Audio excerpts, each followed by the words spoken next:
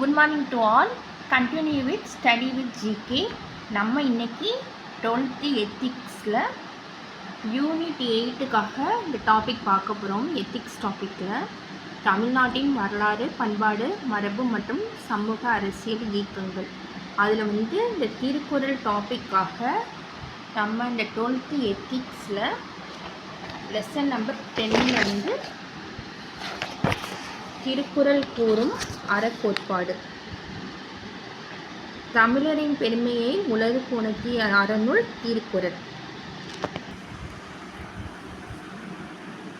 தமிழரின் பெருமையை உலகுக்கு உணர்த்திய அறநூல் திருக்குறள்.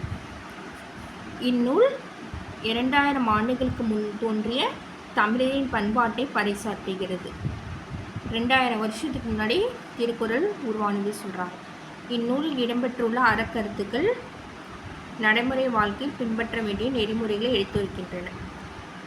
திருவள்ளுவர் வாழ்வியல் நெறியை அறம், பொருள், இன்பம் என்னும் 3 பகுதிகளாக பிரித்துள்ளனர். திருக்குறளின் தத்துவமே அறவழியில் வாழ்ந்து அறவழியில் பொருள் சேர்த்து இன்பமாக அறவழியில் வாழ்வதையாகும். அறவழியில் வாழணும், அறவழியில் பொருள் சேர்க்கணும், இன்பமாக வாழணும் அப்படின்னு சொல்கிறாங்க. அடுத்து இந்த பாக்ஸில் உள்ளதை பார்த்துக்கோங்க.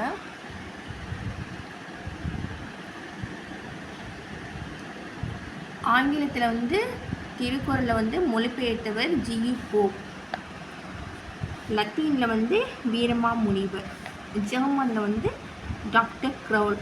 ஃப்ரெஞ்சில் ஏரியல். இந்த பாக்ஸ் கண்டென்ட் பார்த்துக்கோங்க. ஃப்ரெஞ்சில் ஏரியல், ஜெர்மனில் டாக்டர் க்ரௌல், லத்தீனில் வீரமா முனிவர், ஆங்கிலத்தில் ஜி.யு. போப். திருக்குறள் நீதி நூல் மட்டுமன்று, அது ஒரு வாழ்வியல் நூலாகும். இயற்றப்பட்ட காலத்தில் வாழ்ந்த மக்களுக்கு மட்டுமின்றி இந்நூற்றாண்டின் புதிய தலைமுறையினருக்கும் வழிகாட்டும் அறநூலாக விளங்கிறது.